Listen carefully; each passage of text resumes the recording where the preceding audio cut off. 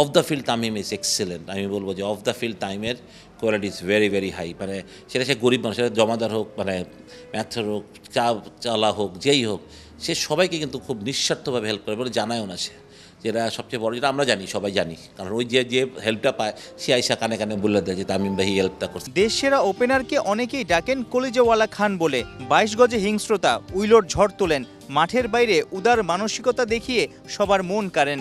আন্তর্জাতিক ক্রিকেটকে good bye বলা নাম্বার 1 ওপেনার কি সংগঠক হিসেবেও টপেই থাকবেন? সামনে বিসিবি ইলেকশনে নির্বাচন করতেও পারে, তার একটা ইন্টারেস্ট থাকতেও পারে, এটা আপনি কিভাবে দেখেন? আমি চাই করুক, আসুক, আমি চাই ওরা আসুক, কারণ ওরা আসলে যেটা হবে যে internationally they are well recognised, ওরা সবাই ওদেরকে চিনে জানে, এটা করসপন্ডেন্সে অনেক সুবিধা হবে, ইন্টারন্যাশনাল ক্রিকেটে আমাদের ডেভেলপমেন্ট হবে আরও বেশি। সুতরাং ওর মতন একটা ওপেন মাইন্ডেড ছেলে যে অনেক ভালো চিন্তা করতে পারে, যার ইংলিশ অনেক ভালো, যার মানুষের সাথে রিলেশন অনেক ভালো, ইন্টারন্যাশনাল রিলেশন ভালো, তো তাদের মতো ছেলে যদি বোর্ডে আসে তো বোর্ড তো ডেফিনেটলি কমিটি, যে কমিটি হোক, আই ডোন্ট কেয়ার। আমি ওটাই আমি শুনছিলাম যে ও প্রেসিডেন্ট হবে, তা আমি সেটা বলে সেটা হলেও খারাপ হবে না। আই ডোন্ট নো যে কী হবে, সে যদি সেটা হয়, যদি ক্রিকেট অপারেশন হলেই, মানে ইন্টারন্যাশনাল ক্রিকেট বলতে আমরা ক্রিকেট অপারেশনকেই বুঝি, সেটা আসলে তো অবশ্যই হলে তামিমের ওইখানেই যাওয়া উচিত। তা প্রেসিডেন্টের তো কত কথাই নেই, আর যদি না হয় সেখানেই যাওয়া উচিত।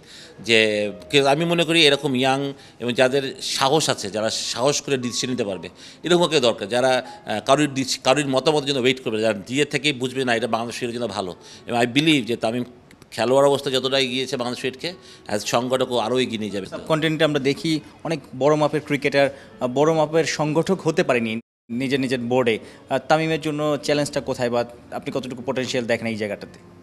আমি মনে করি কোনো চ্যালেঞ্জ না, তামিম নোজ এভরিথিং। ক্রিকেটে যারা আমরা খেলেছি, আমরা কিন্তু ইফ নোজ বাটস সব জানি, যেটা অনেকেই জানে না। হ্যাঁ, একটা এগুলো হচ্ছে গিয়ে যারা এইসব কথা বলে, কারা যারা সংগঠক, মানে যারা ক্রিকেট খেলেনি তারা বলে যে ক্রিকেটাররা ভালো সংগঠক হতে পারবে না, কারণ তাদের পজিশন হয়তো একটা চলে যাবে। এটা ফালতু কথা। আমাদের থেকে ভালো সংগঠক কে হবে? কারণ আমরা তো জানি যে আমরা কী সমস্যাটা পেয়েছি ক্রিকেটে। একটা প্লেয়ার থেকে ভালো, তামিম হয়তো বুঝবে যে আমি আমার প্লেয়িং ডেজে এটা পাইনি, এটা প্লেয়ারটা এটা পেলে খুশি হয়, এটা পেলে ভালো। তা আমরা ক্রিকেট বোর্ড কার জন্য? প্লেয়ারদের জন্যই তো, প্লেয়ারদের বেনিফিশিয়ারির জন্যই তো। তামিম যখন একটা বোর্ডের একটা বড় পজিশনে যাবে, তখন ও এইসব হেল্প করবে প্লেয়ারদেরকে, বোর্ডকে। তো সুতরাং কেন খারাপ চলবে? কারণ যে ক্রিকেট খেলে নাই, বা যে ক্রিকেট ড্রেসিং রুমটা যে যায়নি, যে একবার ন্যাশনাল টিমের ড্রেসিং রুমে সময় কাটায়নি, সে কোনোদিন বুঝবে না এটা। আপনি যতই বোঝানোর চেষ্টা করেন, এটা বুঝবে না। ওইখানে এমন কিছু ডিসিশন আছে, এমন কিছু ঘটনা হয়, এটা সবাইকে বোঝানো যাবে না। সুতরাং আমি বলি যে তামিম সংগঠক হিসেবে অবশ্যই সাকসেসফুল হওয়া উচিত, হবে, এবং আমি সেটা বিশ্বাস করি। যদিও অক্টোবরে অনুষ্ঠিতব্য বিসিবি নির্বাচনে অংশ নেওয়া প্রসঙ্গে এখনও মুখ খুলেননি তামিম ইকবাল। সাইফুল রূপক, ৭১, চট্টগ্রাম।